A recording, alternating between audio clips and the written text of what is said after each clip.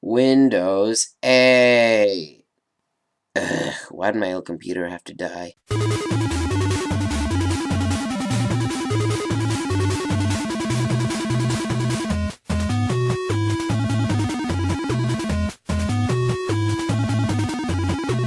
So I was just sitting in my thinking chair.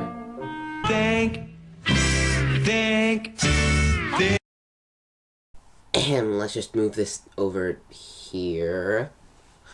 But anyways, I was thinking to myself, hey self, what can I do next for the show? And that's when it hit me, all on my own and not any help from user suggestions. I said, not any help from user suggestions. I decided to do a marathon of MS-DOS games, and by a marathon I mean 3 games, not 24.85 miles. If you don't know what MS-DOS is, it's an operating system like Windows, except it's mostly black and white and text-based. At least the games I'll be playing will be in color, and some of them will actually use a mouse. But yeah, the system was popular before the days of Windows, lots of games made for it with varying degrees of success, yada yada yada. Review time! First up is a game called Flying Tigers. Okay, so the folder is named Fly Tiger, so just gotta enter that in and... I'm innocent! No, you're not! You're in a bedroom!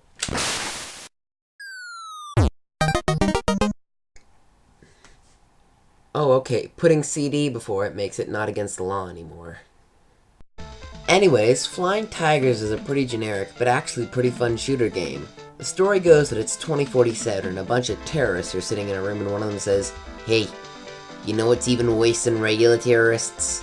Time traveling terrorists. And then they mess with World War II and you gotta stop them. The gameplay was a bit tough to get used to at first because, let's face it, who would have thought to use the Enter key to shoot? Other than that though, it's pretty basic.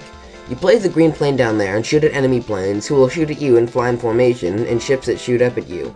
There's also the occasional power-up that gives you abilities like spread shot and the sideways shot thing, and also other hazards to avoid like volcanoes. Overall, the game is fun, but they could have fleshed it out a lot more. This game passes with Flying Tigers. I mean, colors. Oh god! But I'm not done yet! Next up is Insanity. This game came out in, well... It could be any one of these 3 years, but I'm thinking it's one of the bottom 2, because you wouldn't really expect to see MS-DOS games in the 1800s. Love, have you heard of this new MS-DOS technology? It's incredible! Why, with this sort of technological advancement, perhaps someday they could put a man on the moon! Oh, don't be ridiculous! It's really just some kind of weird maze game. It's ASCII based, so it's really not too pretty to look at. But hey, don't judge a book by its... Wait. A game to amaze, astound, and drive you completely insane? Oh boy, this is gonna be good. You are not going to get much help with playing this crazy game. Okay, then why are you giving me a somewhat extensive amount of help? Okay, so I'm in the maze and whoa! I'm going fast as insanity. I guess that really is a term that works.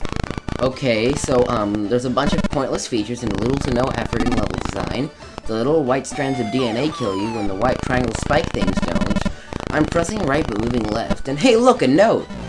You gain a life!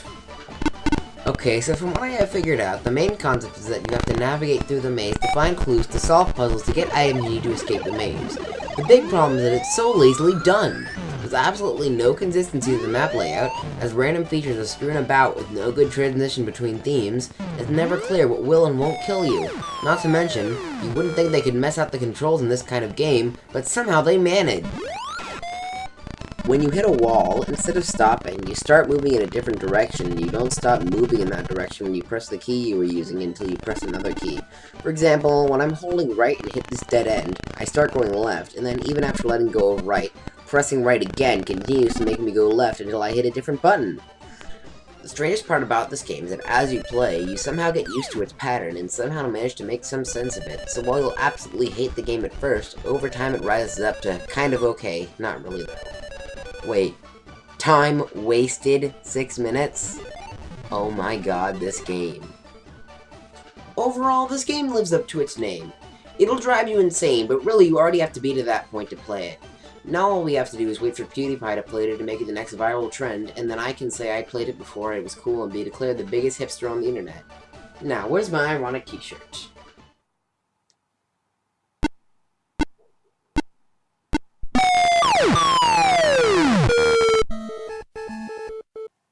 Let's get the ball rolling with our last game, Rollin'. Yuck. It's a puzzle game where you place a ball rolling through some kind of maze, and your goal is to collect money to buy items needed to solve certain puzzles so you can reach the end of the stage. Such purchasable items include pots of acid that can destroy weak walls, certain colored keys that open certain colored blocks, and grates that you use to get over bottomless holes. Isn't that great? Yuck.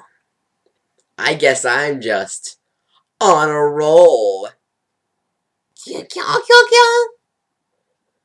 Actually, Carlos is my middle name. Kixacoxafaja Carlos #Q. The third. The control is fluent and makes sense, the level design is great, and each item is unique.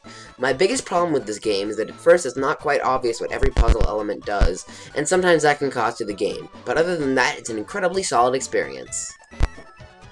Overall, this is the best game out of the 3 I've played today, and it's absolutely worth checking out if you can.